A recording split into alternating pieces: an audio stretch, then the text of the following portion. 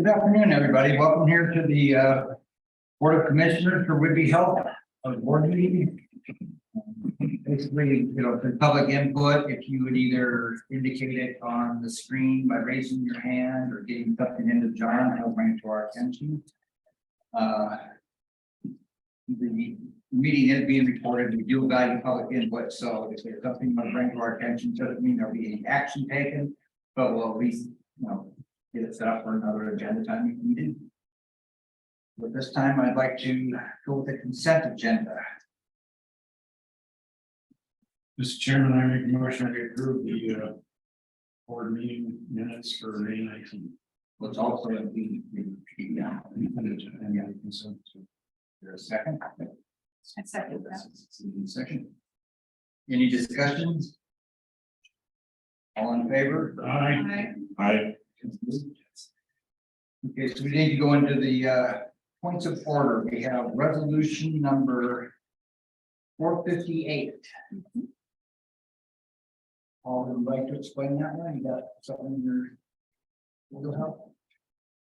Nathan, It's a property. Yes, so a number of us, Nathan, myself, and Paul, there was a resolution to get a signing authority mainly for checks and invoices and stuff like that. But we needed to get updated resolutions so that for purchases such as the building that we're looking at purchasing.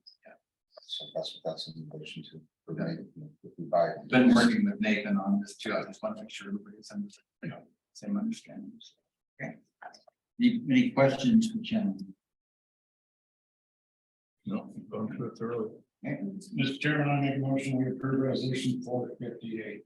I'd second that. Second, any other discussion? Hearing none, all in favor? Aye. So moved. At this time, we'll go into any public comments. Is there anybody on raising their hand or any comments yet, John? Not online. Yes, ma'am. Hi, my name is Vicki McFarland. I'm glad to get back here. Last time when I was in, I reported that I was going to be able to see Teresa Murphy. Now down at the new, well, it's not new, but at the new clinic down there that she's at. And she's a keeper. I saw her and she's wonderful. I have absolutely no complaints whatsoever with what's going on down there, and they seem to be improving all the time.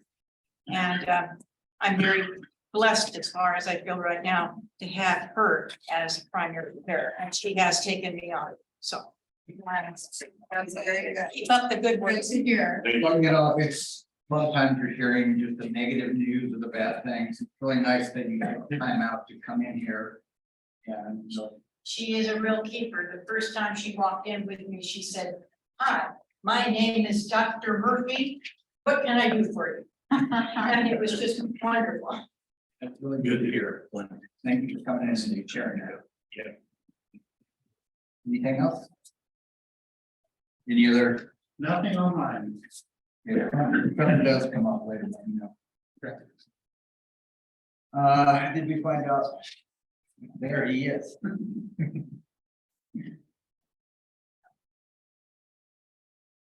Greetings. Oh, Dr. Lenny. You found him. Oh, perfect. Medical staff report. Chief of staff, Dr. Lenny. Greetings, sorry I'm late today. I don't want to tell you where I was 5 minutes before I headed up there. The credentials report for this month, we have 5 initial appointments. David A. Delsmer, DO, orthopedic surgery, courtesy. Ashwin B. Desmok, MD, orthopedic surgery, locum. Robert J. Edwards, CRNA, anesthesia, locum. Jordan E. Lohr, MD, OBGYN, provisional active. And Ryan C. Myers, MD, orthopedic surgery, locum. Mr. Chairman, I make a motion we approve the initial appointments. Second. Any discussion? All in favor? Aye. Aye. There are 2 reappointments this month. Tammy and Mueller, PAC Oncology Courtesy, and Gerald Sanders, MD Hospice Active. Mr. Chairman, I make a motion to approve the reappointments. Second. Second, any discussion? All in favor? Aye. The medical staff is having a special meeting this month, meeting with Sheriff Felici and representatives from Wisha to get us all up to date on the law and things you need to know regarding weapons in the facility and in medical facilities. And so all the medical staff are encouraged to participate in this. I don't know if the public really understands that, is that by law, you know, we have a hard time dealing with somebody walking in with a gun into a hospital. Yes. They're allowed. And it's, And they missed that in all their political, you know, rankings and things. And that we're trying to get that corrected. You know, doctors, patients, nurses, everybody to feel safe. This is not the place to have somebody packing down around, unless they're allowed. so our first step is to educate medical staff on what the law is and what is and isn't allowed right now. And there is a proposal that we're moving forward with to perhaps change the law. The bylaws. I'm sorry, No, that. You mean the bylaws? No, trying to change the Washington laws. State law, WAC. Do you anticipate a change to the bylaws based on that? No, it doesn't really involve the bylaws of the medical staff. Mhm. It may involve The hospital. regulations of the hospital. But Washington law, you can all discuss, you know, that part. We want to find out what's the real thing.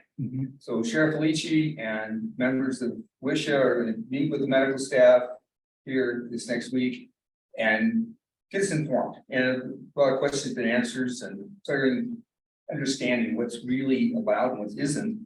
And if we're uncomfortable with that, then we can go to our legislators and see if they can change the law. Yeah, but our bylaws have to match up with what the state law is. So at Right. that point, we have nothing to change until we get the ruling back. Right, exactly right. And, you know, trying to get people to get on board that this is not the place to.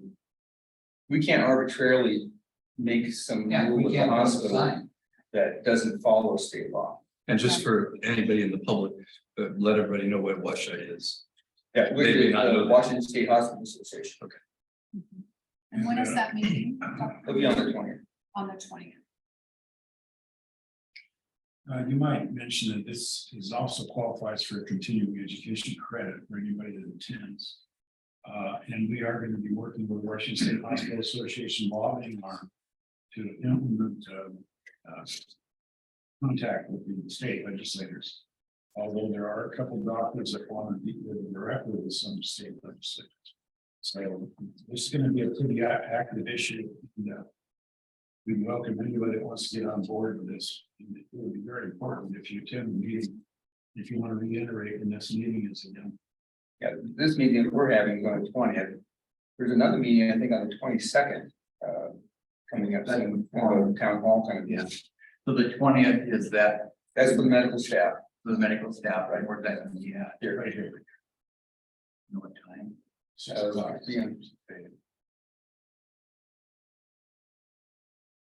So this will be added on, and as well as the follow-on meeting, be added on as a scheduled meeting of medical staff, and they'll required to attend, just as if it was another medical staff meeting. Any other updates on bylaws, anything else going on? Well, we were going to present the bylaws this month, but we spent with a question raised, and we decided rather than do part piecemeal, we're going to resolve one more issue with the MEC before we present this formally. And I noticed that Dr. Sanders is coming out of retirement, coming back, and I think that's a very welcome change. Well, Dr. Sanders is not completely ever retired completely. No, He's always been the backup for our hospice care. Yeah. And so he's going to maintain those privileges and maintain that level of interaction. Probably for a while. that's really good. He's a very valuable asset. Yes. Anything else? Well, the hospital staff go for having social on the 1st of July. And we have a very special chef that will be preparing the meat. Who happens to be sitting across the table over here, name's Nathan Staggs. Did you pin down where that's gonna be at? That will be at the community center here in Cooper. What's the date and time? That's on the 1st of July. And I don't remember the time exactly offhand. I think it starts around 4. Around 4, I believe. Whenever the meat's ready. Is there a need for a sous chef? You know, Well, I may need more. just holler. I may need slices, that's what I always start. Oh, well. We'll see how that goes. And that's all I have today. Thank you. We move into our health tech report. We have the governor here. Hey there. Health tech. Thank you. You have your Senate report in front of you, and I won't read it to you, but I did want to mention that. You have Craig Morley here as interim revenue cycle. Paul and I met with him this morning, and I think that's going to be a real addition to the team. And we're very positive and glad that Craig was here. I did want to mention about a year ago when Health Tech came on, you asked us to take a look at supply chain about a year later. So Jeff Hollingsworth from our team is working with Nathan and supply chain just to see if there's any opportunities for savings on things that we acquired.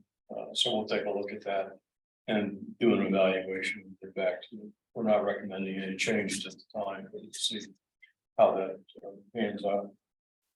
Faith Jones from our staff will be here in July to work with your care coordinator. That program, I think, is developing quite nicely. It's a real service to your patients, and it also allows the hospital to acquire some revenue that the year before hadn't been able to bill for. So that's a win-win for patients and for the hospital. We've had a very difficult time getting information relative to productivity, but Paul and the team have been able, I think, to be able to get a first report probably in the next week or so. So we'll be able to take a look at staffing and make sure that we're adequately staffing in the departments as we should be. So we'll take a look at that. And that's something we've been striving for quite some time. Julie Haynes from our staff on the strategic planning, she's working with Nathan to nail down some dates, both for doing interviews, and then also we've been looking tentatively at that first week of November for an actual board planning session. Nathan's working on those dates. And then just lastly, I was reflecting, we've been here a little over a year, and the progress we've made as an organization and as a board and a medical staff is to be commended. You've done a great job. About a year ago, we were wondering whether we could keep the doors open. And here we are a year later and having a lot of success on recruitment and retention. And on the staffing side, we've been able to increase compensation and salaries to be competitive with the region. And so we're hopeful that things are going to be, healthcare is difficult challenges all the time, but we think you're positioned to move forward in a very positive fashion. So you're to be commended, and thank you for everything you've done. Well, I think the thing for us that we see is that all the different main department people that are even over here is that, their opinion, their input is valued. And, we're not getting pushed back on change that, we want to go forward. And I just like all the positive things that are coming out of that people are feeling like, there's more engagement, that they're not just here, to get a paycheck. This is their community. I like seeing the attitude throughout the hospital. I mean, we have ways to go, But I think you have the team in place, and I know, I'm not sure it's been announced, but Paul Rogers is staying on as permanent, which is going to be a wonderful thing for the team. And so we're real happy with the direction of the health. Paul, we do want to commend you on that. We're very thankful that you accepted that position. Yes. I'm honored. And I'm not cutting your grass anymore. Tired of it. I mean, you're right in, there was a mix as far as, you know, team player. And engaging everything and really take a deep dive. And, you know, you accept help from all throughout the hospital. Really commend you on that. Thank you, Ron. It's easy to shine here. Yeah, so like I said, I mean, I think we've come a long ways. I don't think the community understands what all the work's gone on in the last year, but we corrected a lot of errors in business. I think on a positive note. When you look around and a lot of the other hospitals are really struggling where we feel like, you know, we're exceeding them. You know, very good. You know, go back to you. Thank you for helping to recruit the right people in here. Oh, yeah. And just like the whole input that your company put together for us. Oh, thank you. Better play. Regarding the productivity report, it's been a long time on that. We've been looking forward to it, and I understand that we'll be able to get a productivity report every month. Yes, I was a little surprised at having trouble getting the information together. yeah, it's making, mainly getting the accurate payroll data and hours worked in the departments. It takes a while to make sure that those statistics are correct, and they have to be correct, because you don't want to make decisions based on that. Along with everything else we have to dive into. Well, yeah, and the initial setup of it is what's so time consuming. Once we know where to get the data from, and we build a report to provide that data every 2 weeks, consistent with our bi-weekly payrolls, it'll be easy and much less time consuming than putting this package together for the first time. So It's always appreciate your patience. That startup part's the hardest. It is.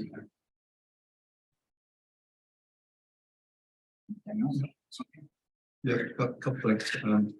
First of all, I'm not sure if you monitor what Paul does, but this is much better news each month.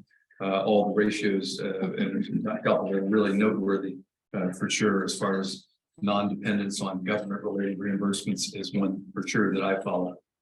And the increase in admissions, which is big. Second thing is and I would emphasize this to all my fellow board members. The webinars that are presented by Health Tech have really been excellent, and they're on very germane, appropriate, contemporary topics, and they're not that time consuming. So I would encourage everybody to get them on your schedule. And there are things that we can get a lot of information. And the last is just a question for you. Anything that's on your mind that you think needs our attention more? You know, I think growth. I mean, we've had a number of situations where we didn't have good information, or the information we had really wasn't of any value. So I think we've got the foundation in place to make proper decisions going forward, or at least we will. And now the issue is for the team to begin to build on that recruitment and retention and build the body, because I mean, you have a population of 70,000 people. You certainly have the critical mass to be successful. And it's just a matter of making sure that we provide the services to the community that the community deserves and we can afford to do. And I think that's probably, you know, Nathan and I had a discussion yesterday and today, but building on that foundation of what we developed moving forward. There isn't any reason this hospital can't be eventually a top 100 hospital. And we have 2 of our hospitals right now in the market, and it takes a while. It doesn't happen overnight. But it's a factor of both financial success, quality success, and patient satisfaction success. So I think all 3 of those components will be built upon. And you know, I think the future could be pretty bright. Should be bright. We like hearing. Yeah. I mean, you're in a unique situation. You have critical access, which is good. On a financial standpoint, you have a population base that for the most part is payer mix is quite good. And it's just a matter of gaining the support and the faith and the trust of the community of what we provide. And move forward. A couple of years ago, I was here for a few different things. And I left here with a fairly negative impact. It just, just seemed like the care factor wasn't there, the speed wasn't there, the attention to detail, and the pride. And in the last 2 months, I've had 3 different procedures here.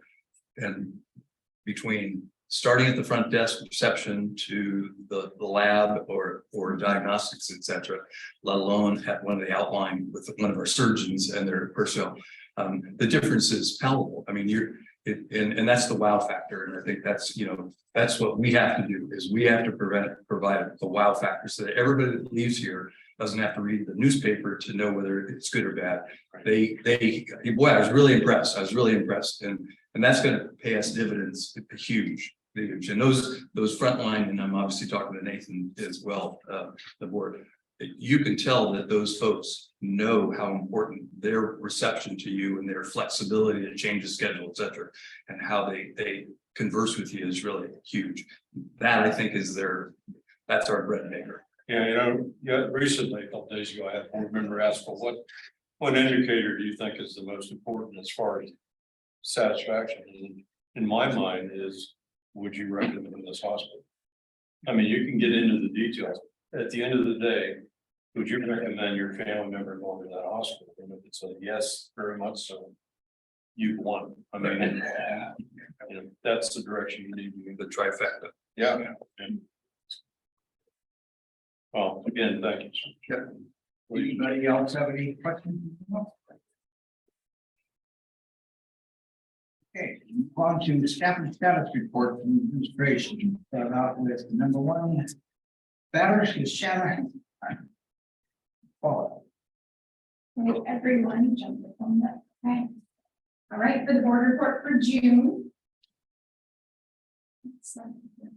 So policy medical at the end of April 2023, less than 19% of the policies and procedures are overdue. So we are giving until the end of summer to get these updated due to multiple priorities, but definitely making an improvement. Medication safety, 10 medication events for April 2023, and these were related to process issues, no harm to the patient. And we are still year to date below the national average rate of 8 to 10%. Falls for April were 4, 1 fall required interventions, and 1 medication did contribute to the fall. So year to date, again, inpatient falls are below the national average. That is that testament to increased rounding and safety measures in place for our patients. Workplace violence, the lowest that we've had is 1 event for April with no staff injuries, and that was a verbal aggression event. And that was the orthopedic care clinic. So year to date, 21 events, and over half of those are in the emergency department.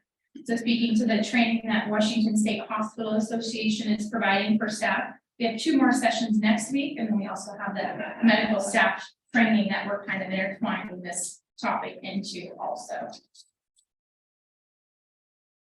For restraints, 90% objective compliance for restraint documentation. In April, we did see a decrease, but we still are reviewing that weekly at a multidisciplinary team meeting. For infection prevention, 0 healthcare acquired infections, and Goodby Health is one of the top 3 critical access hospitals to complete the mandatory reporting of antibiotic resistance with antibiotic usage. Kudos to our infection preventionists. Speaks volumes about her processes. For HEDIS, quality is working on the CARES to review the care gaps for ongoing patient care and incentives for Goodby Health. We are utilizing Freesia for the health campaigns and reminder letters to patients for follow-up care in collaboration with the clinics and Dr. Miller. Accreditation and licensure surveys, so DOH surveys for licensure survey plans were approved, and we're awaiting the final report for the May survey. And again, DNV will be back between October and December of this year. Patient safety and risk mitigation. The majority of risks being reported are related to employee illnesses and documentation events. Contributing factors are the staff proficiency and training issues and communication issues. The rest of the organization did remain the same. Still looking forward to the electronic health record 2024 with the 1 patient portal.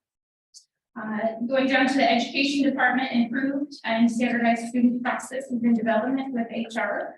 And then also instructor status for BLS, obtained ACLS and PALS in the process of providing on-site training to facilitate those classes. And clinic standardization, onboarding, orientation competencies, and checklist is in the beginning stages for our staff. Medical staff office credentialing for June, 2 reappointments, 5 initial, and a total of 255 total credential providers. All right, we did talk just a moment ago, Neil spoke to it. Would you recommend to family and friends, or would you return if needed? So the results are here for the walk-in clinics. Would you recommend? It's at 4.56. Sleep care is at 5.0, medical center is at 4.76, emergency department is 4.3, and primary care 4.83. So you can see that green. You do talk about that wow factor. So true. Patient experience, our hospital inpatient surveys for February. Nurses communicated well always. We were at 81%, so that is above the national average. Providers communicated well is 80%, and that's tied with the national average. Staff explaining about medicines before giving them, always 89, and that is also above national average. Questions? Shannon, back to your patient experience, you know, like the ER is, you know, one of the lower rated. But, you know, how many of those, you know, you get the patients coming in that are demanding, you know, certain medications that, you know, we're not allowed to give them. You know, you'll have the issues going on with drug addicts, alcohol, you know, and you're never gonna get a good thing because they come in and they have a. And I wish there was a way of determining, you know, which ones are those. You know, compared to, they just didn't feel like they got the care, you know. Right. But there's like I mean, it kind of shoots you down. Right. Because they're gonna get that same report if they go to any other hospital, because they're gonna get turned away that. I'm not gonna give them no opioids or, you know, whatever it is they have in mind, and that's probably all their hospitals. Right, and so it's really focusing on comments that are in Qualtrics for that month. Yeah. For by Dr. Pereira and Debbie and the ER and hers also, because I think the comments are very valuable to that score. And they do often provide those, so it's that perception as much as experience. And then Right. you're looking at. Looking at it 4.3 out of 5 in an emergency room. That's a good number. I know. Yeah, I'm just saying it. I would not. It's sort of like an audit. If we had 5 in ED, I would start questioning what we're doing. With the unrealistic, then, okay, we just. And I just wanted to get that out there that No, you're going to get that negative, you're never gonna get 5. No. Because you're always gonna have that. And if we do have 5, that would raise our cost, at least it would be me as nurse. Yeah. So, yeah, it's, we'd like to see it higher, and that's the way we're all geared towards that. But also, when you look at a lot of these numbers too, remember that it's tested in absolutes. A lot of people don't answer in absolutes. I think You always, most of the time. And so that's where you look at it too. So it's got some issues, but you're right. I looked at it and remember, wow. Same here. Compared to where we were a couple of years ago. or maybe years. But I think That if you might unified in the Mac clinic. I had a patient come in this morning who's following up from wound care and those things and he was, well. Said, I just care of this, it does, how he's taken care of and got things on and feeling better. And again, you're just like you said, it's a different line of service. Right? In the MAC, you have a longer term relationship with the set. Sure. And so you get that rapport and friendship going when they ED, it's real. Yeah, and you can see here too, it is above the benchmark too. Right. So we are training We understand that a lot of times the public will be looking at it and saying, well, why don't you have that in a pocket? You're not gonna get that. Right. That's the whole purpose of this conversation is that, you know, it is a great number. Yeah, Right. that's actually It is. a good number. Yes. It would be interesting if we could pull from last year and say the year before on some of these metrics and lay them side by side. Because I think the positivity that people are going to see based on where we were to now, that helps the perception and also build that communication factor in. So, yeah, I think that's a good number. Hopefully people do feel better when they're done with our AD, right? Right, yeah, it's a great call out. Some people don't. Ron? Yes. Two things, to the point earlier, from, the chair. The board, just so people know, the board gets the full report with all of the comments, et cetera. So it is very available to us to see the trends. Yeah. Second, in line with Commissioner Morgan or Cooper, it would be helpful for me and hopefully everybody else if you're able to put, just as our CFO does, trending up, trending down, or neutral or steady. Because it's important to see the changes month to month, you know, and what that trend. So if that's not too much to ask, you can work with your folks and see if that's possible. Good, thank you Thank for your you. report. Yes.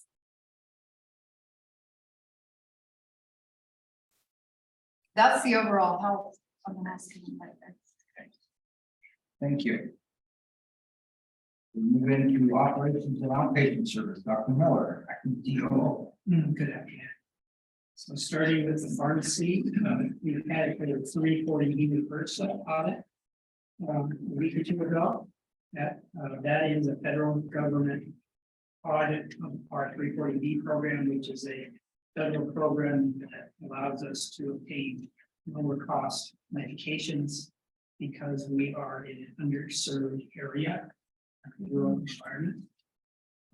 The rules are very strict regarding how you participate in this program.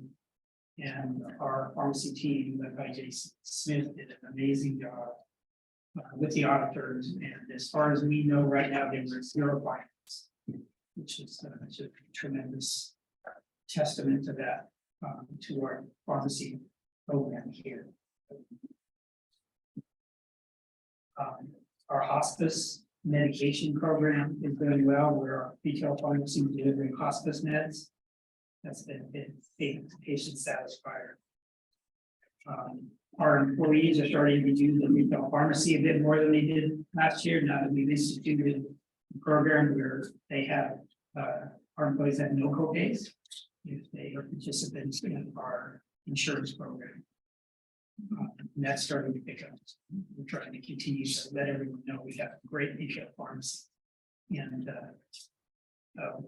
the community response has been tremendously positive. And we're starting to see steady growth in utilization of retail pharmacy. Also, we instituted a program earlier this year through Cardinal that helps us pre-authorize high cost chemotherapy drugs. Make sure that they're going to be covered by insurance before they're actually administered. And also to advocate on behalf of patients that have high co-pays. We're seeing the benefit of that already in terms of reducing denials and increasing cash flows. On the rehabilitation side, we have a grant. We're working with a company called Comagine to help us research how we can improve the utilization of our cardiac rehab services. More to come on that. From a clinic perspective, we've seen slow but steady growth in almost every one of our clinics. Staffing is improving.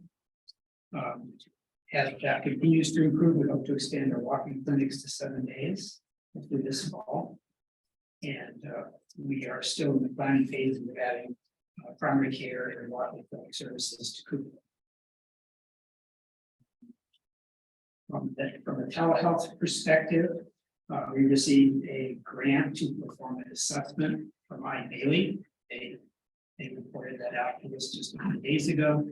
We're going to have a detailed analysis performed of that report, but the bottom line is it looks like we can expand our telehealth services throughout the organization in a way that is going to be financially sustainable and be a patient satisfier. We just did a survey of region product and found that 3/4 of our patients are interested in telehealth services that we can provide it.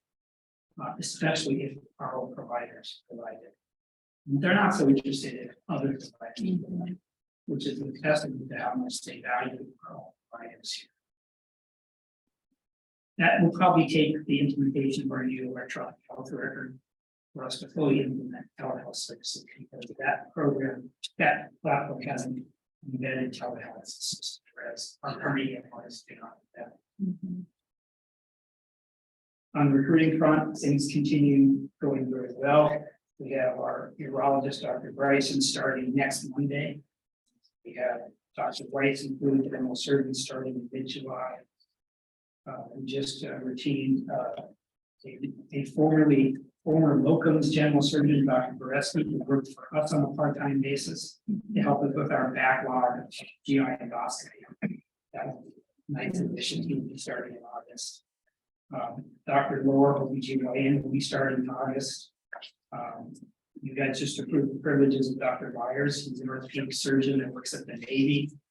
He'll be doing some per diem work for us, and potentially one day could be working for us full time. He gets absolutely everything as well. David Stern, primary care, we started in Freeland in September. Dr. Coley, we're still finishing up negotiations with her, but we expect her to start with us in primary care in Cabot in September. We just had a palliative care provider on site, and we're in negotiation with her, hopefully join us.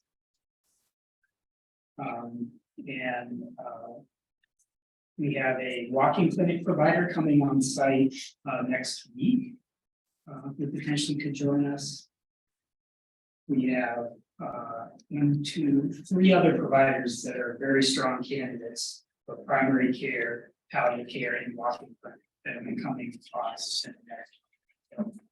Lots of really good news on the recruiting front, and Neil talked about increasing revenues and volumes, and this is where it starts, getting our primary care providers or walking clinic providers and necessary specialists here working for us. Yeah.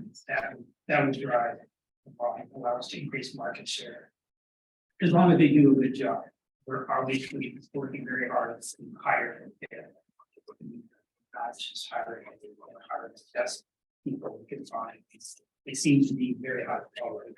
We're very fortunate. I'll finish up the behavioral health service. NP Nibley is just doing a terrific job. She's our PMH NPR psychiatric nurse practitioner, our first PH provider. She's already booked through September at this point. She's been so well received. But the best news of all is we just heard we received a HRSA grant for $3 million to expand our behavioral health program. That's amazing. Really excited about that, and we used Jack Davies from the Rural Collaborative as our grant writer. She worked very closely with Tabitha Sierra, who is our in-house behavioral health guru, and together they helped put together this grant, which was accepted. So really excited to be with them. It still goes back to amazing, like, when getting new providers on, the amount of time, the public's out there, it's like, okay, they're hiring a new doctor, well, he could start in September or October. The process that it takes to, get the right one, negotiate with them, get through the credentialing and all that, it's very time consuming. That you can't just go out and like hire an electrician and have to go to work for you. It takes time to get that all done, so the public have to realize that we're really trying to grow, but it takes time to expand. You guys did a great job. You guys have questions? Yeah.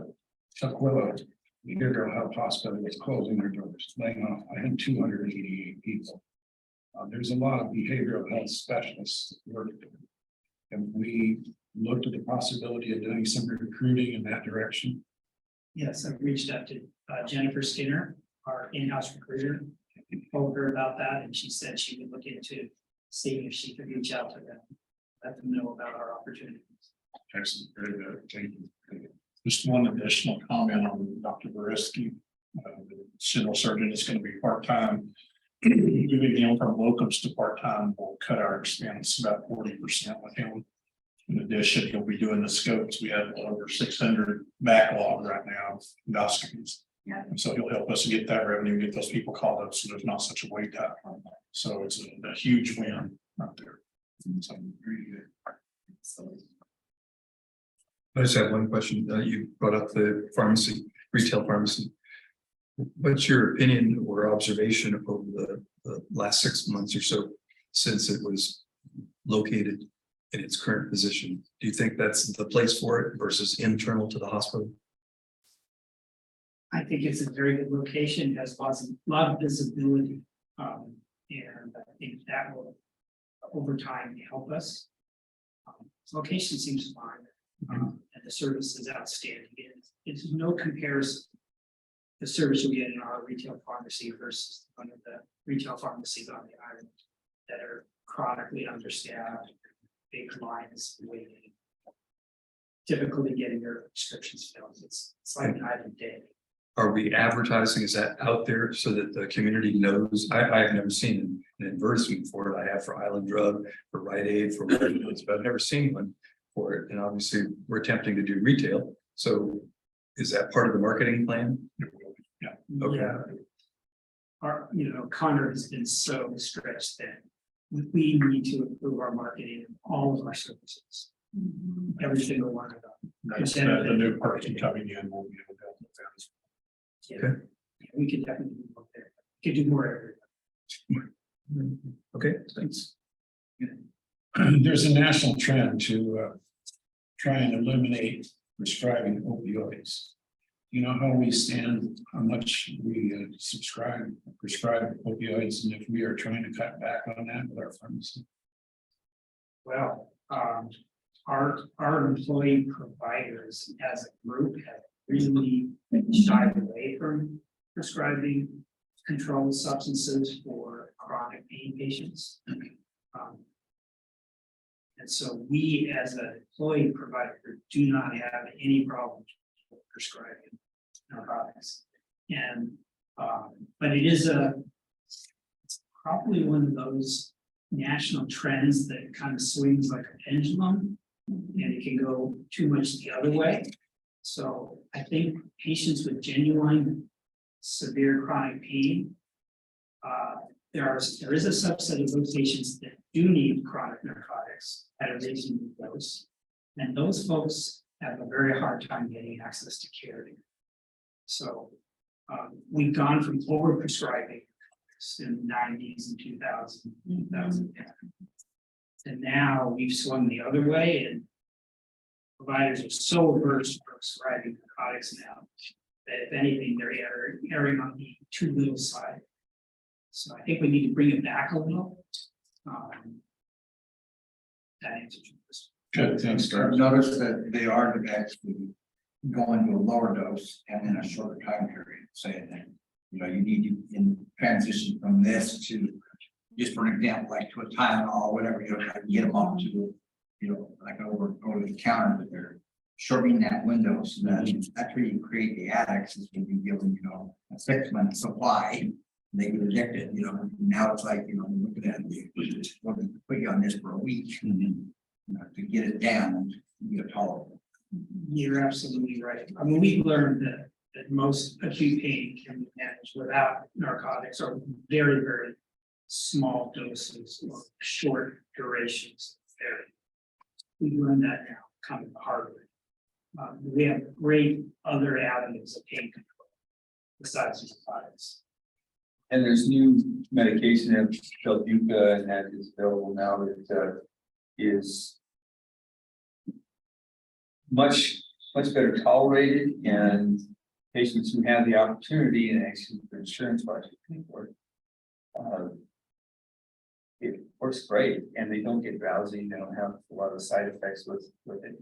And I see once it goes out of patent and generics are available, bupropion will probably be the lead chronic pain medication. We'll get away from oxycodone and hydrocodone and things like that, which some days it is all we can afford because, these newer, new programs, prohibitively expensive for some days, because it's insurance covered. But the abuse potential is very low. Biggest problem in seeing down which is overuse of street narcotics, illegal narcotics, that kind of, and like drugs. The problem isn't so much prescription of overuse of prescription. But it's still a huge problem, and part of the grant that we received will help us support those patients by providing medication assisted therapy to help them wean them off their narcotics and eventually either be drug free or be on medications that allow them to live normal lives without the drugs. I think the board appreciates the fact that we're being proactive and not just being the, obscure little rural hospital that we're trying to get ahead of the game. Take care of the patient. There's a big problem, and I think you guys are doing a good job at, looking into all that. Well appreciated. Good. Thanks, Kurt. Yeah. Anything else? Any questions for Dr. Miller?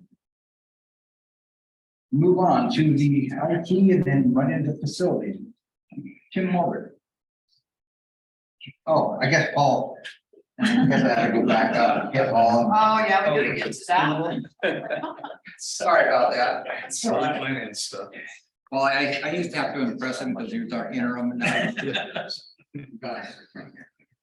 So, talking about, May financials here.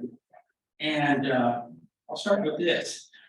Massive improvement in patient revenues compared to last month. And like Dark was mentioned a minute ago, the importance of primary care and specialty care visits, that's where it starts right there. And primary care visits in May exceeded budget by 14%, and specialty care by 20%. And if you recall last month, those numbers were lower than budget. So really good bounce there in our clinic settings, and that turned into downstream revenues up here in the ED. Visits exceeded budget by 122. Outpatient visits, same thing, exceeded budget this time by 136, and surgeries exceeded budget and prior year by 18. So really good return to the patient volumes that we've grown accustomed to in the first 3 months of the year. And so all of those visit increases in patient volumes turned into operating revenue that exceeded budget by almost $1 million. And expenses that exceeded budget by $505,000. Down here, I've got some liquidity statistics, days cash on hand, 49.4. And this is an increase of,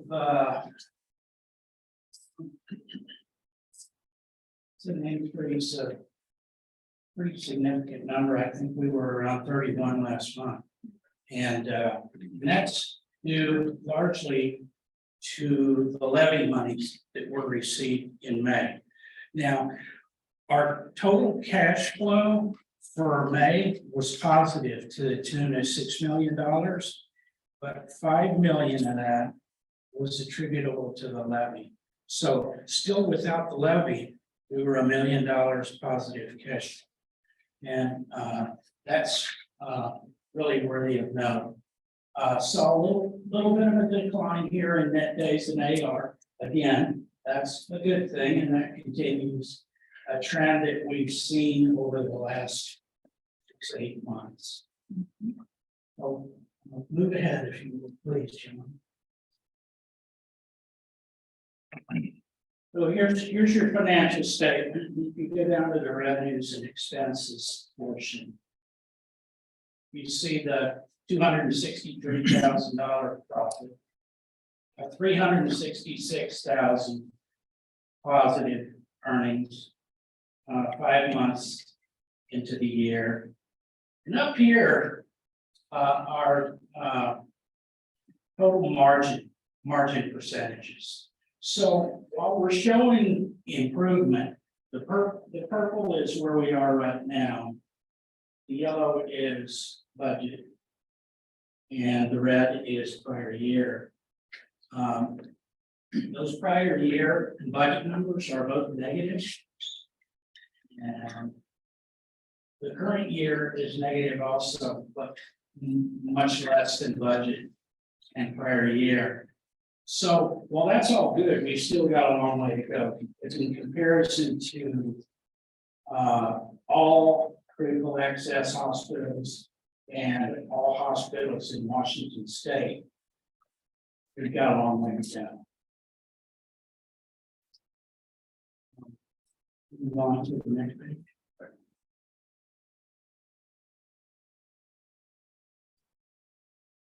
The cash flow forecast, we're starting the month of June at 14,541,000. And the green numbers that you see are one time for year, not recurring month dollars that are coming into our organization of a significant amount. I just wanted to highlight those. We funded our ambulances last month, and we'll be getting money from the foundation in the month of June. And that 400,000 is an estimate. Down below here, the numbers in red are the out of the ordinary expenses, some of them one-time expenses. And while 5.7 million in total isn't an abnormal expense, the increase from 1 month to the next is accounted for in that $5.7 million, as we have 3 pay periods in that month instead of 2. So we are expected to finish June at 42 days cash on hand, and December at roughly 42 days cash on hand. Even in spite of Meditech expands funding, CapEx for the air handler unit that's being installed now, purchase the Cascadia High building. This item here, which is like furnishing our new ambulances with equipment, and then payment of those bonds. So that's my presentation, and I'm taking any questions any of you might have. Well, Eric, you've been around on this board a long time like me. Yeah. Remember Kate cash days on hand? Single digits. Yeah. We heard community. Yeah, and yeah. Yeah, actually, speaking about money, I want to give special recognition to Garth regarding this $3 million that he was able to get in the grant. Yeah. I know that he had applied for this previously and was turned down. But he was stubborn enough to go back a second time and reapply. And he ended up with $3 million that we can use for behavioral health. So I want to say thank you for outstanding service. Bro. Yep. Good going. Any comments on the rebate? I wanted to add that this was something that I didn't know, that I just learned in terms of levy. Is that the hospital, our local hospital, receives similar funding from our county as to our Snow Isle libraries. And yet we provide services for all people. I understand that the Snow Isle Library cannot, it doesn't have a way to generate any kind of funds. But at the same time, the service If you're a reader, that's great. But I do use my local hospital. I do use my local providers. So I think we're getting better and better at doing what we do here in our community. And I just wanted that to be noted in this meeting. Moving on, now we'll go into our IT report and our facility report by Tim. There it is. Thank you. So IT, so the last couple of months, we've had in place the steering committee, IT steering committee, so all, which is pretty much everything, because everything's got IT, but all projects for new software, telehealth, all those different types of pieces of the puzzle have to go through this IT steering committee, be prioritized. It all gets voted on by the committee, and it's going very well. It's helping keep everything organized, keep the projects moving along, and make sure that we have the right resources and we can focus on projects as they come about, and not kind of be scattered out. And a number of projects are getting completed. The next priorities move up the list, so it's going very well. The Meditech Expanse project continues to move forward. Lots of work going on. Right now, we're working on identifying spaces around the organization where we can put some of these contractors that will be coming in and working with us to get that going and keep it going so we have a smooth process. In facilities, happy to announce that the AHU4, which hopefully you've noticed the nice fence around it out there, that project is complete minus one thing. We just got the town of Cookville to sign off on all of their inspections and everything, so that'll go into the Department of Health, and they'll be requesting their final inspection. One thing to note, the one thing that's still pending is air handlers in the ductwork that's inside the facility. You have to have a duct sensor, so if there's a fire that started inside the unit, or it senses smoke coming from the building, it shuts down the unit, sets off the fire alarm. Well, the old part of the building has an outdated fire alarm system that is going to have to be updated. To complete that project and get the duct sensor that was needed, actually had to go out and purchase, help the contractors. We found some parts on eBay to get that complete so that we could get them. But that is driving a big expense that will be coming up probably towards the end of this year and the next year to replace the fire panel and all the smoke heads and sensors in the older part of the building. Jefferson's going through the same thing right now, as well as a number of organizations that have an older EST panel that is outdated and no longer be supported after the end of the year, and just aren't parts available. So just wanted to share that. What's the cost of that in rough order of magnitude? $200,000 to $300,000. I'm waiting on the prices officially, but it was going to range anywhere from 60,000 to 200,000 to 300,000. After they did the site survey, we realized that we're going to have to do the higher end because we do have to replace each smoke head, each scroll, and get that all updated. Excellent. The DI project, oral X-ray and CT. I received bids yesterday. The architect and I reviewed those bids. We have awarded the bid to Trico. We received bids from Trico, Sabre, and Aldridge. Prices ranged from $721,000 to $955,000. Trico was the low bid, so they had been awarded that bid. So we're going to get a contract in place, start working through that process. We have to get some electrical installed, put a mobile CT in. It'll be behind the loading dock on the new building.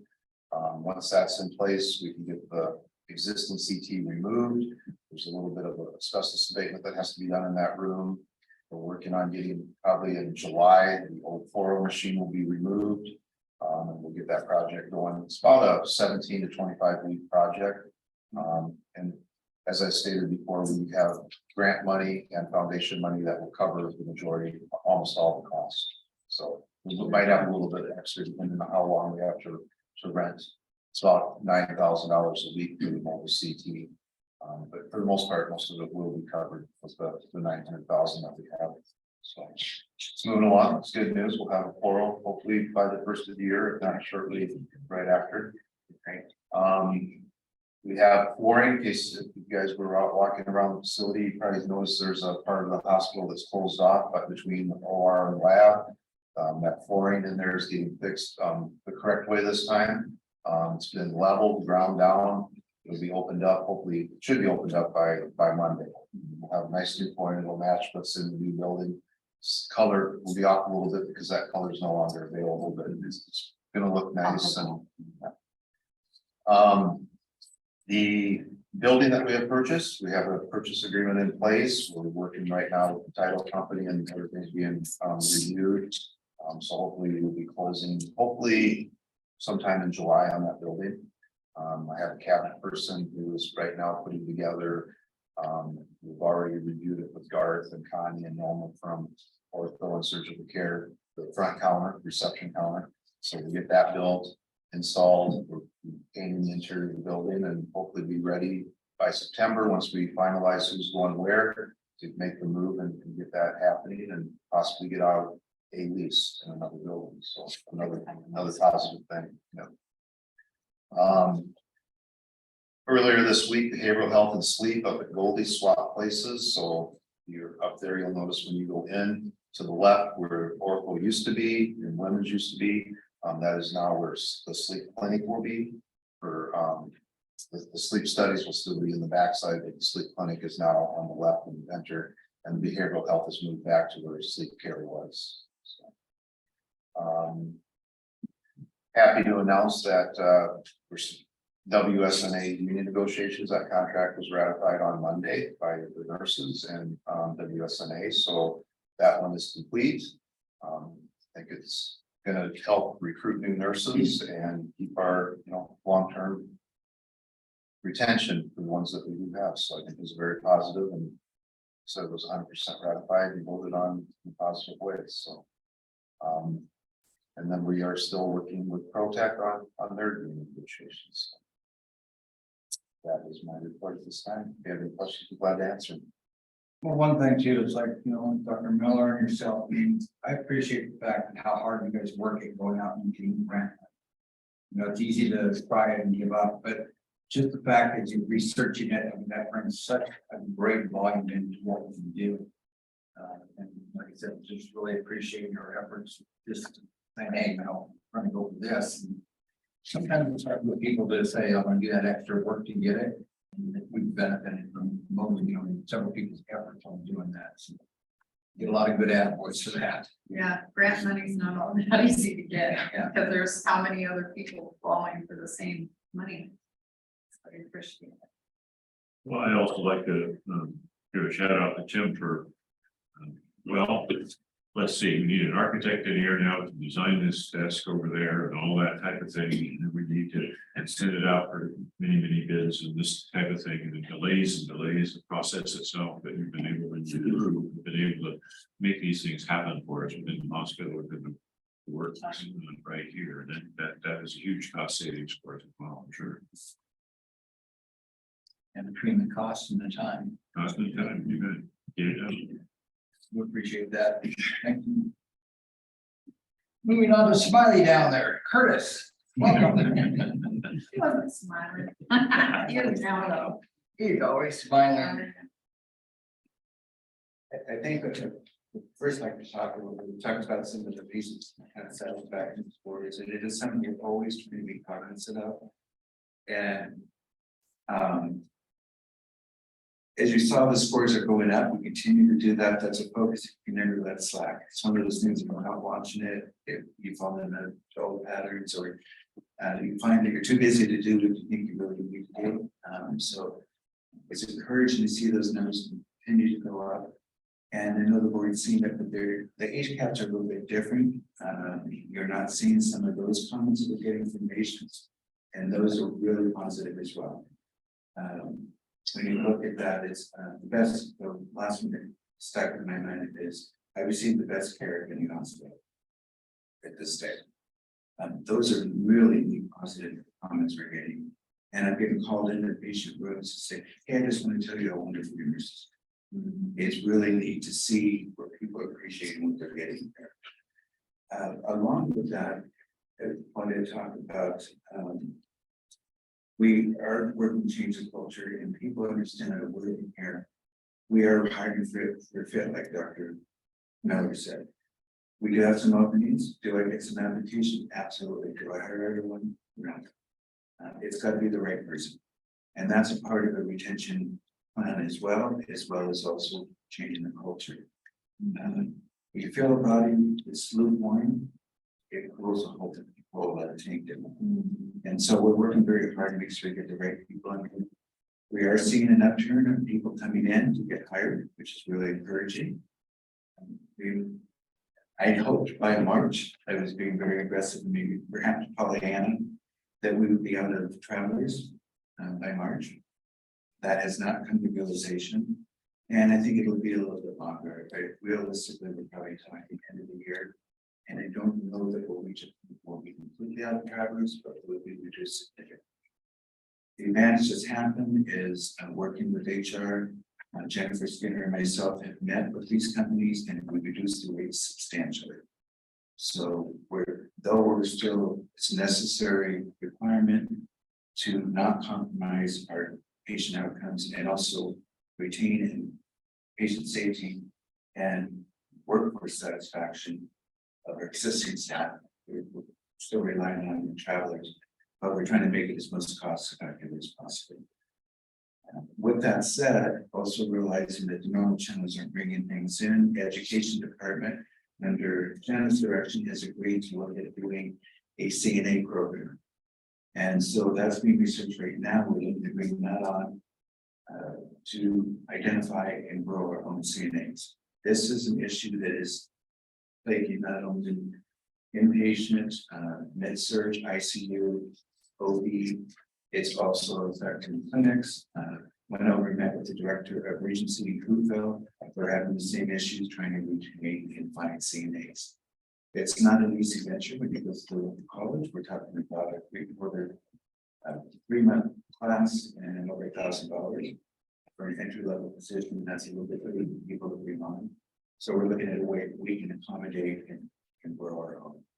I think that would be an advantage. You can go out, interview people, looking to grow their career, and ideally, it's a nice stepping stone and an encouragement to continue the medical field. But identify people that have a natural aptitude and passion for patient care. We can teach people how to give a vet bath. I can teach you how to feed someone, but I can't teach you how to be compassionate. And this is what we're looking to do, and I think it'll be a win-win, both to fill our positions and do it quickly. But also provide an opportunity for growth within our hospital. Any consideration for including or integrating into that some training to produce MAs as well? Medical assistants, based on our expansion as far as the rural clinics, et cetera. I haven't looked at that at this point because we're still looking at those positions in there outside of the hospital. So at this point, I would say no. We've looked at different certifications to open that field a little more. So they're going to have to be certified and they can come in and do MARs versus MECs. That's still under review to see how that. Okay, thanks. But it's baby steps looking. This is the different take for us as well, which is saying, hey, we better grow. When we brought CNAs in, decided we had CNAs to our workforce mix. That original posting, we drew 57 less applicants. Okay. I've had postings now for a year with them. Yeah, the reason I bring it up is again, everybody's had this experience. You know, the gateway to a provider, you know, whether they be a physician or NP or PA, is that MA, and your entire psyche is quite often influenced positively or negatively, not too often neutral, based on the interface with the MA. And if we're going to expand our primary care as we're hearing in the various clinics, it just would be something to really pay attention to. And you know this very well. You know, an MA can ruin your practice in heartbeats. You know, they don't even want to see the physician. And I agree with you, and certainly open to looking at it, but right now, because we do not have CNAs, I'm paying a nurse to do CNAs. Yeah, it's a big deal. You're on the right track. So it's the first step, and if we're gonna do it right, I want to take it slow. So taking small bits and pieces, because the last thing I want to do is take a potential clinician and sour them in one go. And so we want to do it right, and as well as make sure that it's, we've got to get HR involved and get certified with the state to teach, and there's a lot of going into that. So that could be done, we could certainly open looking at it, but this right now, that immediately. Coupled with that, we're looking at doing something different as well. We have a licensed social worker, licensed clinician social worker, who is now registering with the state, so she will be authorized that she can do clinical practicum for MSWs. So a master's prepared social worker can come in, which is something new to us, but we've always hired licensed masters. So we can bring a medical social worker in, which there are more available who are seeking opportunities to get their clinical education and practice. And a lot of times those clinicians are paying for that monthly as well, where we can bring them in, pay them to do social work, and then get their clinical hours and pay them as well. A lot of the workforce is getting smaller and smaller as we do that, so it's got to be a way we're looking now to how we track more people. Andrea Dent, who is our social worker in hospice, has agreed to take this on. We're gonna do it slowly, and we've had a couple meetings already. Again, just to explore, can we do this? Can we do it well? And make sure that we set up for success, not only for our organization, but for any candidate who choose to select to do this. So it's exciting to see as we're doing that. We are going, we're constantly looking at ways to improve what we're doing. Monday, we're going to upgrade, get new Voceras, and those are hands-free devices that nurses use to communicate with each other, as well as it also works with their call system. And so that's exciting to see that kind of equipment coming in, because it enhances our communication as well as a response time. So if that alarm go off or chart that as well. And it's ready for an update on that. Talking about Tim saving money, he did bring in Agility, who oversees a review of equipment and medical equipment and repairs. Russell is phenomenal and actually did some research.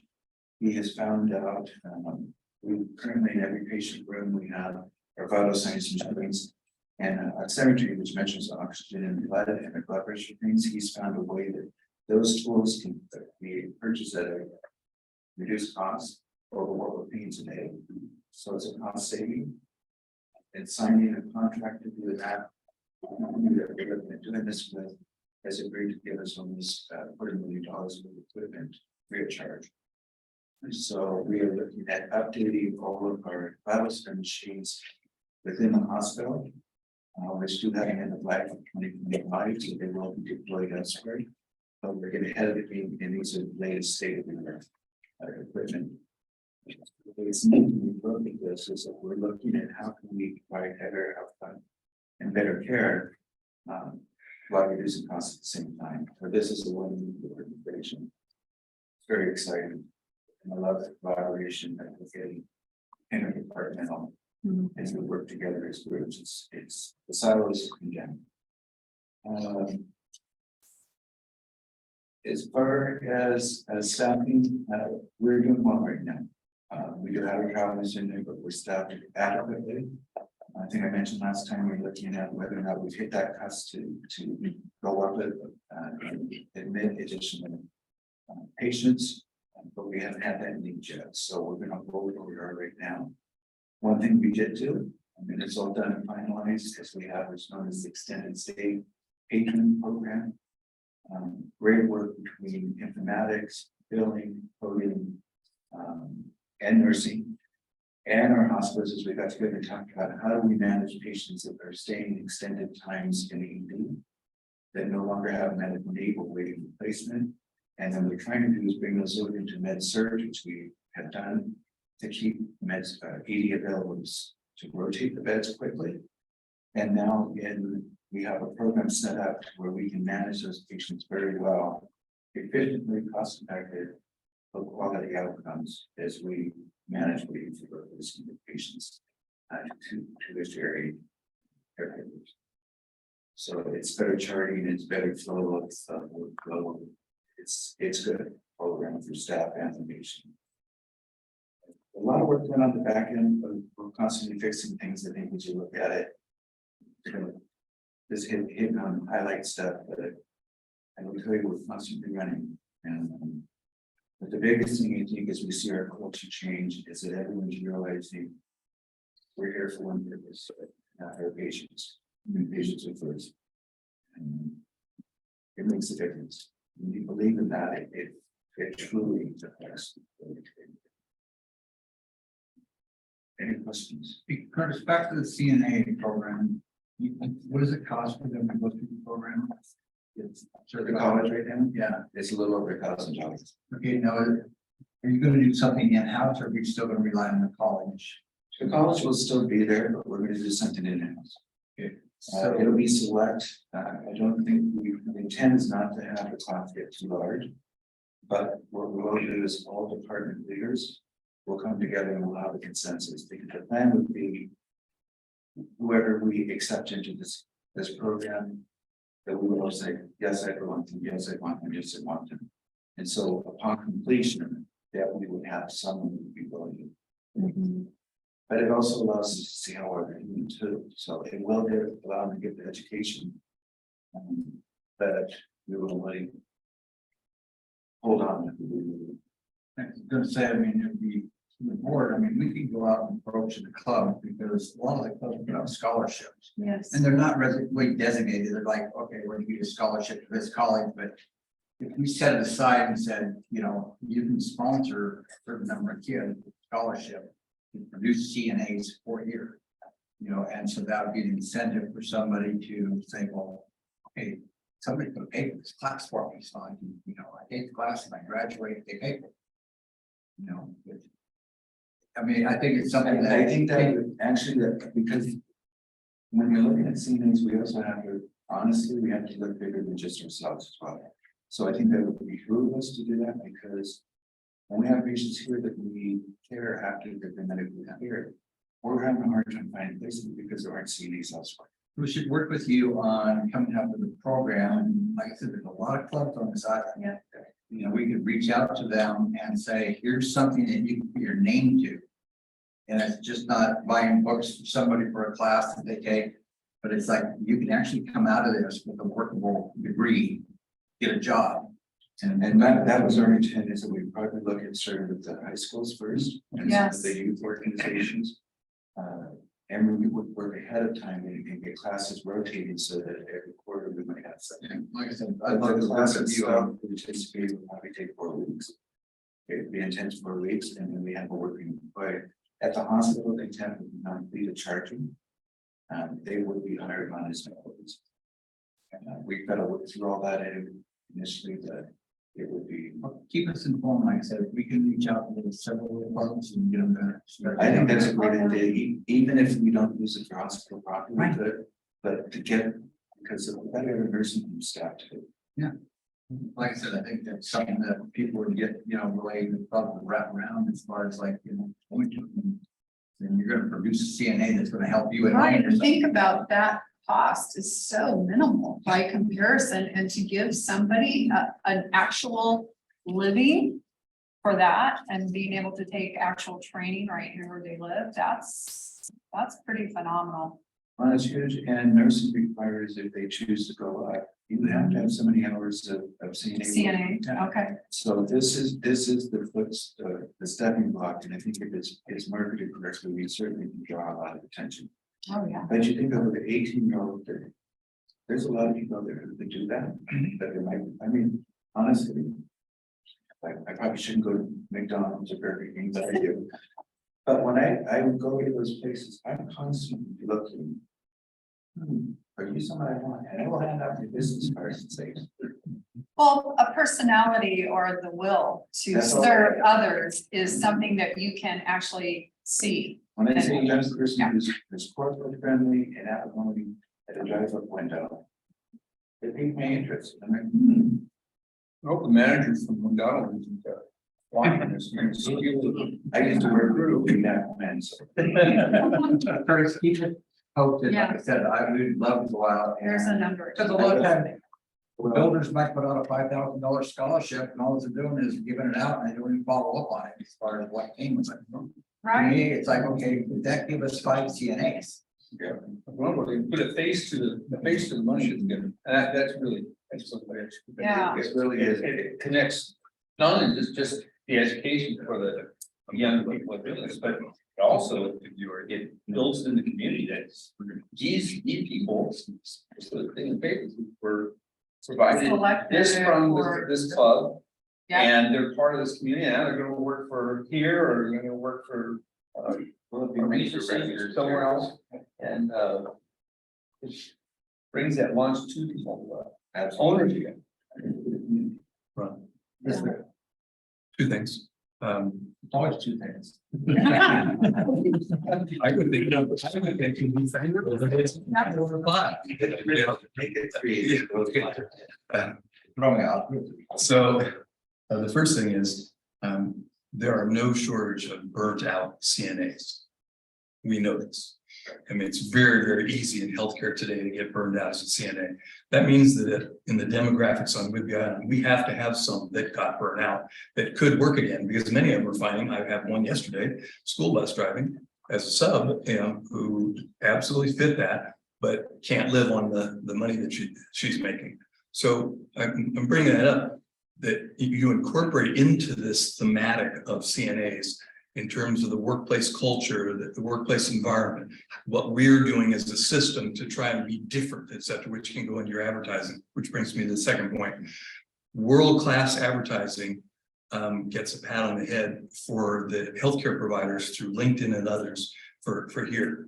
The opposite is true for a lot of our services that aren't getting, but we should look to them as the role model for the look, the feel, et cetera. It's really impressive. If somebody hasn't been on and seen how Whidbey Health advertises for healthcare providers, it's really good, class act. So that's something for them to follow and see if we can't replicate that for our other services. Absolutely. I think the thing to look at too, when we talk about this completing our WSMA negotiations, we did make it very clear with them too, that, as you look at the wage scale as well, you also have a work-life balance here.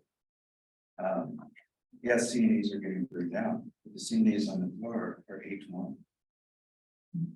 They're 20 to 1 in the project. So there's a big difference there, and so you're exactly right, we have to explain what's going on. And a lot of it, I'm just going to add, again, I have a lot of background in this and we don't care about the specifics. However, much of it is because of lack of recognition and gratitude expressed by the anointed ones, the providers, okay, and not the patients necessarily, but the other providers, because they're considered in many cases second-class citizens. It's not intentional, but it's just the care that they provide is life-saving. They're not doing drugs, they're not doing, procedures, et cetera. And it's easy to forget that they're doing some really hard work to keep all those things going while the RN or the LPN or any of the providers aren't on scene. So I think that's a huge thing to emphasize in our, it's not the CEO's job to make everybody feel good, and get good scores on an employee thing. In many cases, it's each employee for other employees, and that doesn't happen well. And I will tell you that we have very good relations for CNAs. That is something I've been a very strong advocate of. I walk the floors, and if I see our RN come out and say, so and so needs a transfer to the bathroom, absolutely not. You can do it. You were in there. You heard the patient do that. And besides that, as a nurse, that's an opportunity to do a skin assessment. Are you following commands? What's your gait? You do all those different assessments when the patient's up and listen to your life. Those are opportunities there. So that is something that's been very good here as far as mandating.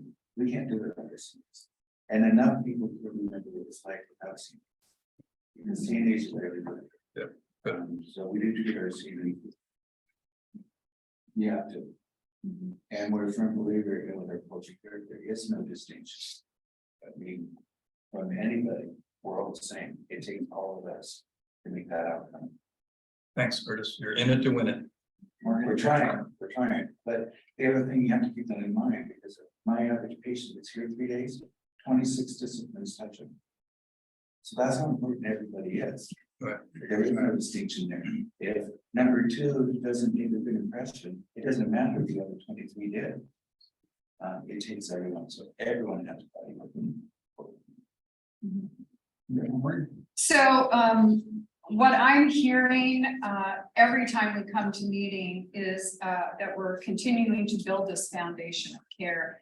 Restructuring, if you will, maybe we've had to dig a little, right? To get back to putting the foundation in its proper format, so we can grow on top of it. House building 101, right?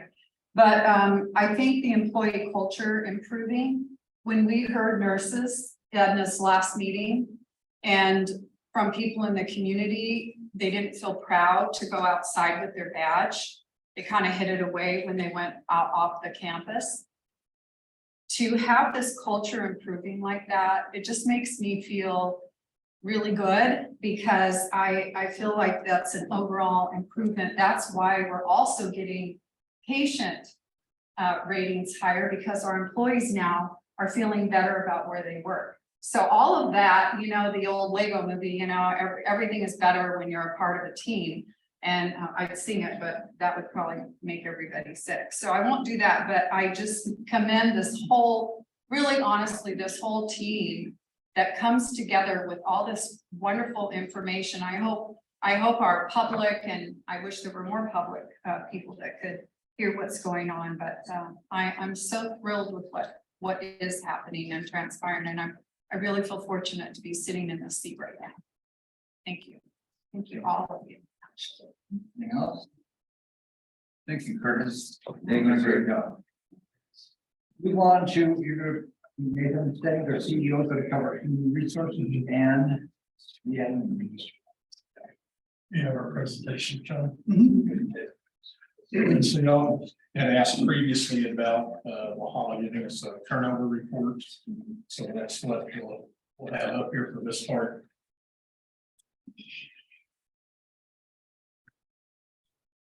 So here is our overall terminations and by job level, which are the highest. Keep in mind that termination doesn't always mean an employee left. We've had some recently that were PRNs that weren't able to work anymore, things like that we terminate. So that's included in these numbers. So, and to be honest with you, none of those are super high. And do you break them out voluntary versus involuntary? They are on the next slide. Okay. One of the next few slides. So, the top 5 reasons, mostly personal reasons, some became unavailable for work. A few resignations, a few for new position, and then kind of scattered throughout the others, few moving. Temporary assignment in will be our travelers. So I believe the ones that we terminated because they were no longer in the area, whatever, will be under resignation. Those are those. So go to the next one. Terminations by quarter. As you can see on the side, different areas. Surgery, I believe those were travelers as well, if I'm not mistaken. That's in 2022. Yeah. Well, all of them except the first 4. These on the right are just our quarter 1 terminations for 2023. So the patient access was a similar issue, replacing. So we had some people leave. We go to the next one, please. New hires, actually had starting to fill positions. So you can see kind of where they went. On the right, you had no big, huge changes. They just replacements almost across the board. Could you just stop for just a second? Sure. So where are we talking fiscal year now? We're talking calendar year, just Okay, so 20 to 23, and you have fourth quarter, we're not there yet, right? well, so this is January through March. So the purple ones are January through March. And so that's the previous year, I'm not. Yeah, I'm lost. so the green ones are previous year, Okay, the purple is current. thank you. Yeah, sorry. I missed it, that's what I thought. Yeah, it's kind of going backwards because you're starting Q2 as your Q2 2022, then Q3 2022, and then so on, and then Q1 is 23. Well, the Correct. purple dot, right, so Yeah. the other, every one is last year, so you'll see it, every quarter will have. That number over there, it's a little bit hard to read, the purple at 46, I think. it says 46. That's January through March of New hire. 2023. Right. Okay, thank you. Okay, go to the next one. This is termination trending, so this is kind of at quarter by quarter. See for, we still only have the one for this year. But every year kind of trends down. I'll be anxious to see by the end of the year where we're at. Because again, this is your tumultuous times. And so we'll be anxious to see kind of how things happen. You see, we're already down towards the bottom for comparison to the last 2 years, all currently and COVID and all of that. So, is there one more, John? Yeah, there we go. Same thing for the new hires, kind of where we're at compared to previous years.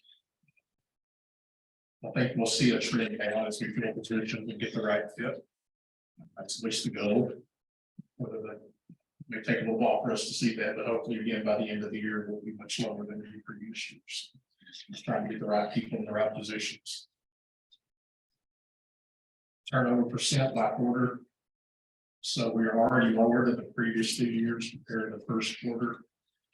And lower than at any point your previous years by quarter, so hopefully that trend continues. Of course, with no turnover, you have no new hires, so that's the goal. Then total annual turnover.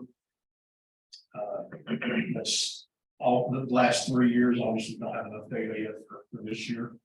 But you've been hovering 25% consistently for 2021 with all the COVID stuff. That's going to be an anomaly with everybody. You see that everywhere. So our goal is obviously to be lower than that. But let's see how that goes. I think that's nice. I'll get the involuntary response here, but I think it's, Yeah, it's just really important. yeah, it's a low number of involuntary.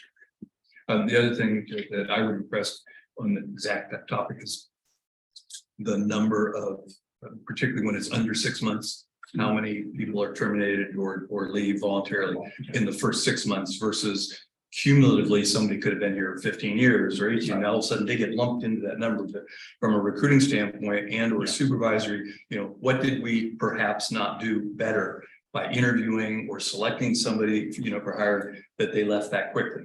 Right.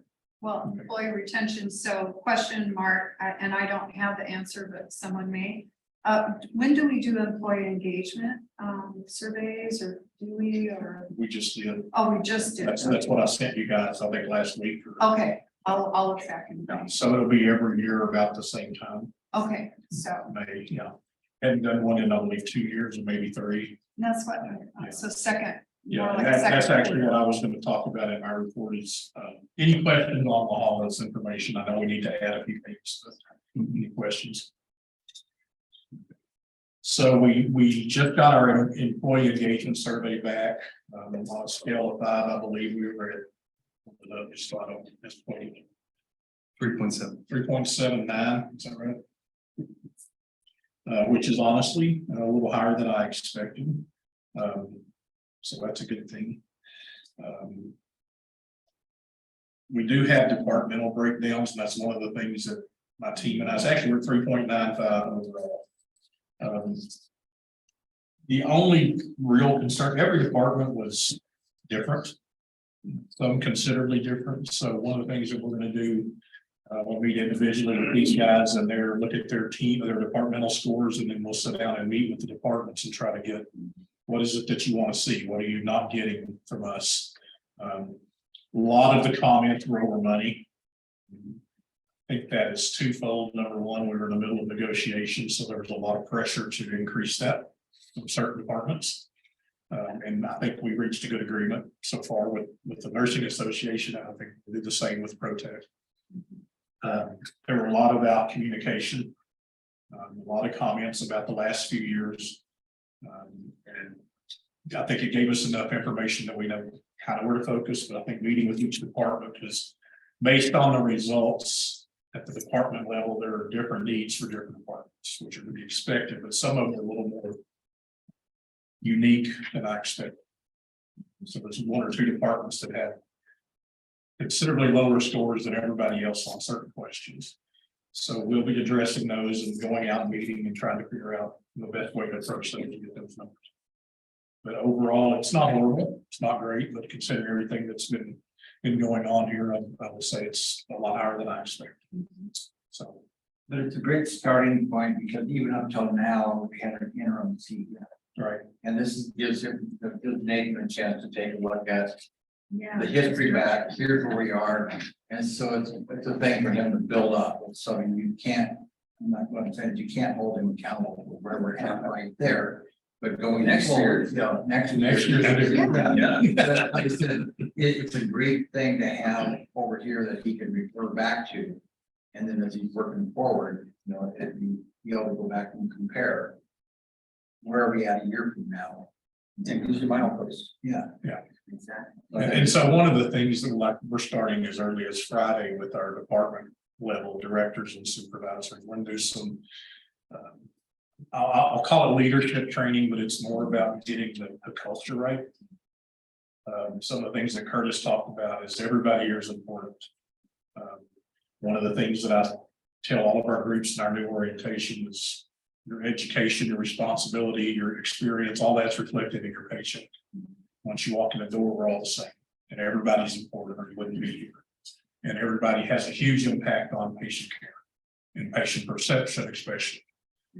So we're gonna work on that. We're gonna have a bigger, longer meeting on, I think, next Tuesday, where we go through some developmental stuff and talk about a little more in depth.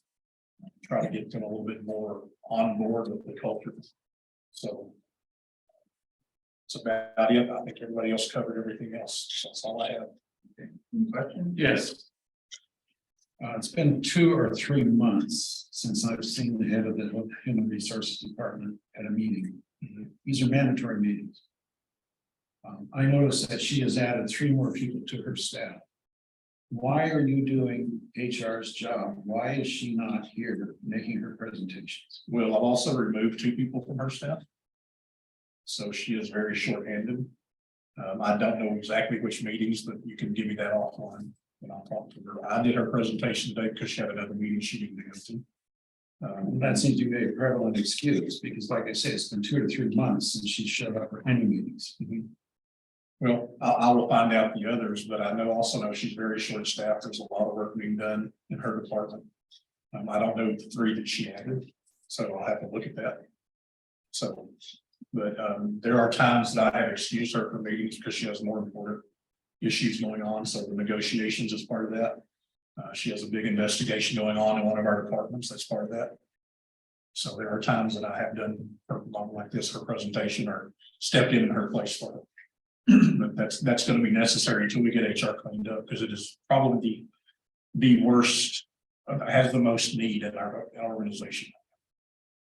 So I don't think that's a reflection on her. I think that's a reflection on the overall situation. It's our job as commissioners to provide oversight in all the departments.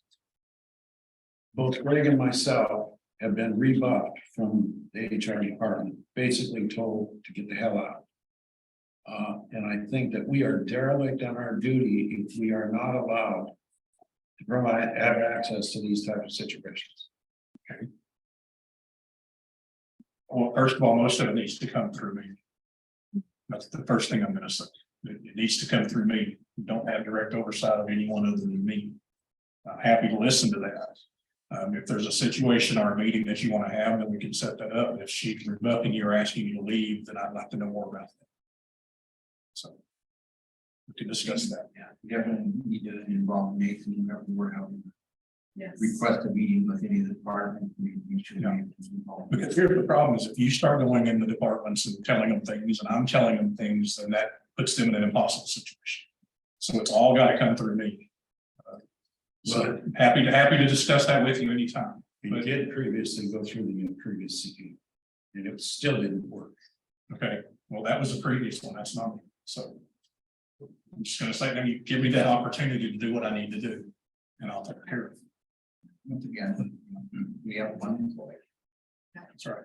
Yes. We couldn't do it, and so. It will cause a lot of chaos if we start, going into different departments. So, want to just bring a point in for you for the culture survey. It would seem that it's just bread and butter work for the organizational culture committee versus HR. Obviously, talent management, all that, and the department's got their hands full, which, as we've talked well aware. That organizational culture committee made up of people around could really do some good work with this and analyzing it. There's a lot of good intel on this type of survey, the Gallup survey, good and bad, and a lot of expertise as to how to look at it, and not be too judgmental or slip something, particularly the employees that are not only disengaged, but are at that point in their attitude where they're actually a danger to the organization. That's one of the things to really to look at. And again, you've gotten some good feedback here. So I think it's an exciting time for them to take a look at it, analyze what it might mean by department, which your comments right on the money.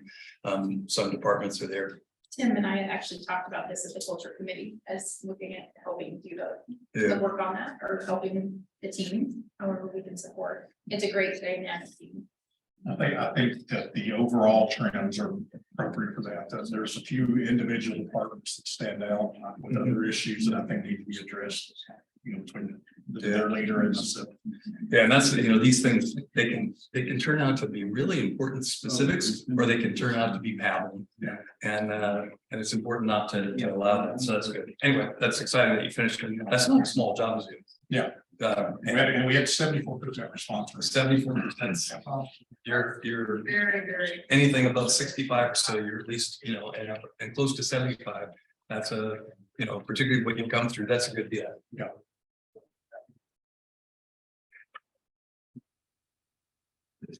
Okay, anything else?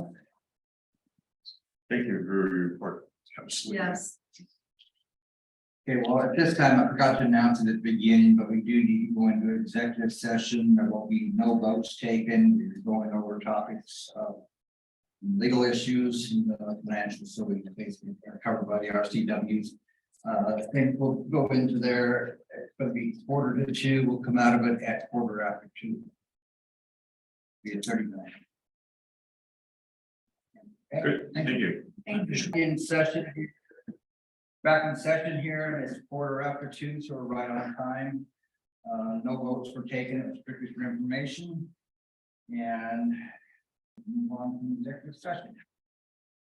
Before I get into, letting me put on the line here on the board item box and take the front run on it, if that's okay. Is that talking to Shannon, we need to take and work on the building committee, and I think you'd like to see contracts involved in that. And so, as we kind of establish what that committee will look at, we'll get together with Nathan and with Tim to take a look at how do we structure that, what are we going to cover before we actually put something together. So hopefully next week we can set a time real close to that. I'll draft a policy for it, and we'll start with a template for the policy. Yeah, what we need to do. Check that. Okay, now, am I supposed to go left to right or right to left there, right? To go left to right. Mr. Cooper. Well, I feel like I've said a lot in our meeting. I will always, not that we don't have differences, not that we don't have things we need to correct or address, but I do feel that a part of our empowerment is to speak positively to the good of what we're seeing. And that's where my heart's at. So I will always speak to that. I've heard really great information in our meeting today. And it makes me feel really good and hopeful. I've lived in this community since 1973 with a short excursion of 12 years to Arizona.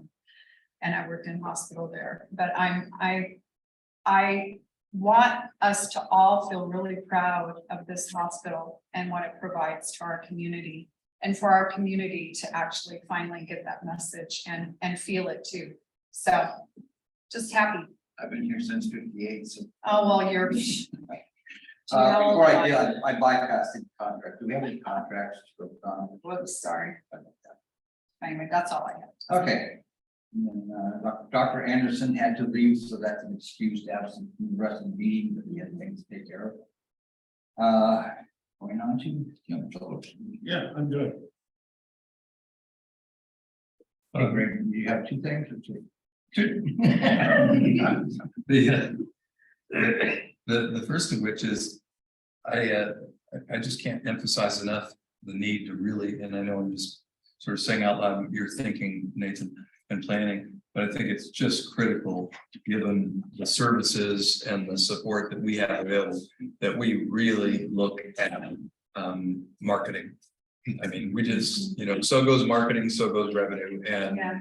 I mean, we can hire all the, when I listen to Garth, and I think, there must be somebody we haven't hired, but bottom line is, we've got tremendous capability, 2.75, 3.0 OBGYNs, 3 surgeons, we've got to match that up with advertising and marketing and all the community spread that we can do. And the other thing is, just last week, I was buying something at the Skagit Farmer, and had my badge on. I went, and all of a sudden they said, "What's that?" And I said, "Oh, it's Whidbey Health." And she said, "Oh, you're commissioners." She goes, "Oh my God, do I have a story for you?" And I went, "Uh-oh. Why didn't I go to ACE? Why did I come here?" And, that's such a shame, because I kind of went negative.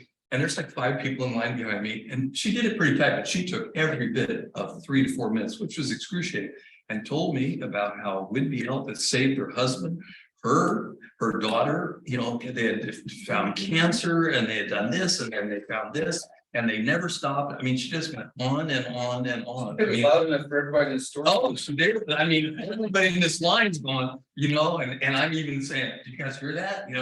I know, I wish I'd had obviously a video of it. It would have been priceless for the med committee, etc. But it was really impressive. So that's all I. Click. Yeah, I got a text, from somebody. It's like, I think this is a commissioner issue. I need to talk to you. I get these text messages from people that are calling out. It's like, what's the board meeting? Right. There's a process. Okay, so Nathan, I'll go back to you. Is there anything you'd like to say or add? I think I'm good. And you're doing all we're doing. Okay. Like I said, I think we just need to close together with, Nathan's only been on board for a certain amount of time, and I do not want to undermine him or the route problem. It's gonna take us a little bit of time to work through this, but I think we're all on the same page as far as people need to talk to different things that Nathan needs to be involved, and then basically it's up to him to either address the issue or call the right people together or set up a meeting. Just like dealing with the issue with Shannon, I think, we spent already that, Nathan come down and talk about kind of what we need to start with, and then we get together. Is there anything that you need to add? Okay, well, we can go into our next meeting. It was Thursday, July 20th. And 12 o'clock. What was the date again? I'm sorry. Our next meeting is Thursday, July 20th. Okay. Mr. Chairman, I make a motion to adjourn. Second. Any discussions? All in favor? Hi. Do we want to, hear from Connor a little bit, maybe just to find out